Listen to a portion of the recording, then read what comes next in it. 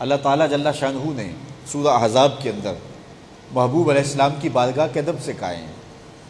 حضور علیہ السلام نے صحابہ کی دعوت کی اور صحابہ حضور کے گھر آئے۔ حضور کے گھر کھانے کے لیے بلایا جائے پھر کون نہیں آئے گا؟ اب جن کو کھانا مل گیا تو وہ کھانا کھا کے تو بیٹھ گئے، اور جو باہر تھے وہ انتظار کر رہے کہ اندر والے لوگ فارغ ہوں اور ہمیں موقع ملے حضور کے گھر جا کے کھانا کھانے کا۔ تو اندر والے بیٹھ کے باتیں کرنے لگے۔ حضور کے گھر سے اٹھنے کو جی کس کا چاہے؟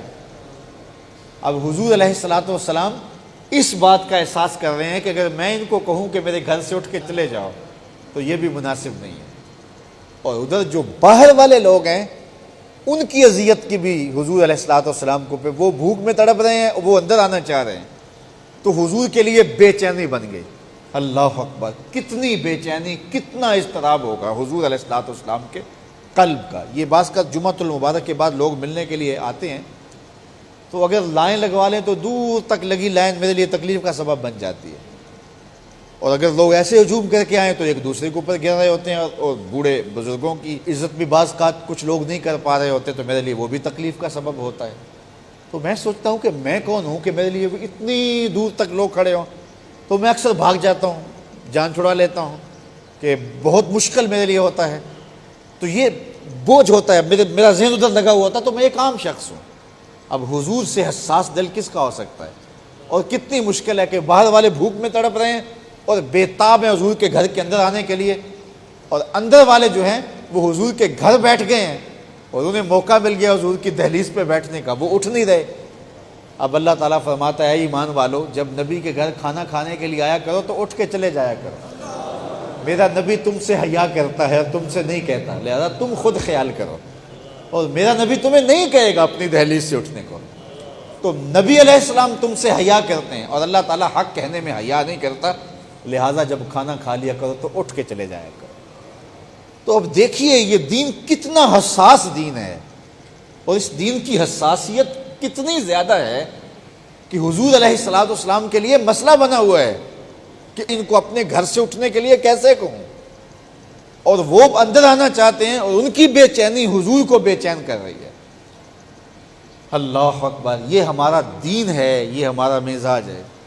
یار مجھے بتاؤ، قیدیوں کے ساتھ جو سلوک کیا جاتا ہے، تاریخ آپ پڑھیں کہ بڑا بڑا بدترین سلوک کیا گیا، پوری دنیا کی تاریخ پڑھ لیں، اور اب بھی جو گوانٹا ناموبے کے جیل خانوں کے اندر جو افغان قیدی تھے ان کے ساتھ جو سلوک کیا گیا وہ اتنا دردناک ہے کہ رونگٹے کھڑے ہو جاتے ہیں۔ آج کی دنیا کے اندر بھی قیدیوں کے ساتھ یہ سلوک کیا جاتا ہے، اور ان کے منہ میں پیشاب کیا گیا، اور بہت اذیتیں دی گئی، بہت تکلیفیں دی گئی۔ یہ مہذب دنیا کہلاتی ہے۔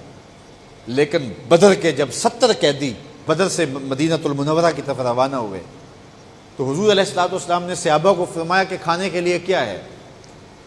تو زمانے کے اندر جو ہے وہ آٹا بہت مہنگا تھا اور روٹی آسانی سے نہیں ملتی تھی، وہ زیادہ کھجوروں پہ گزر اوقات کر لیتے تھے۔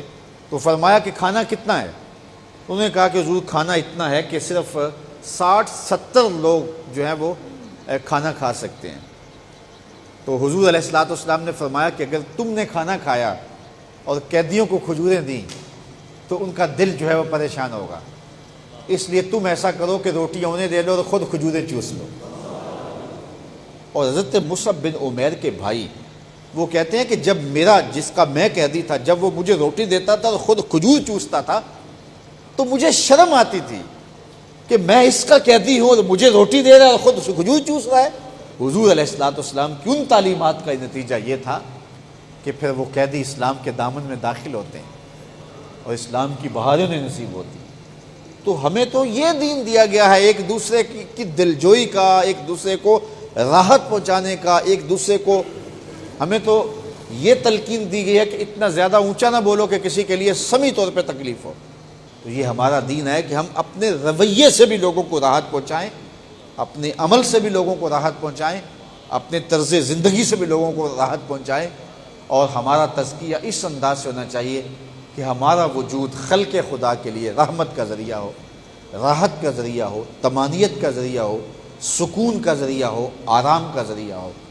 اور اگر ہم یہ اصول اختیار کر لیتے ہیں اور خلق خدا کو راحت پہنچانے لگ جاتے ہیں تو ہمارے اندر سے طمانیت پھوٹے گی اور ہم پرسکون زندگی گزاریں گے.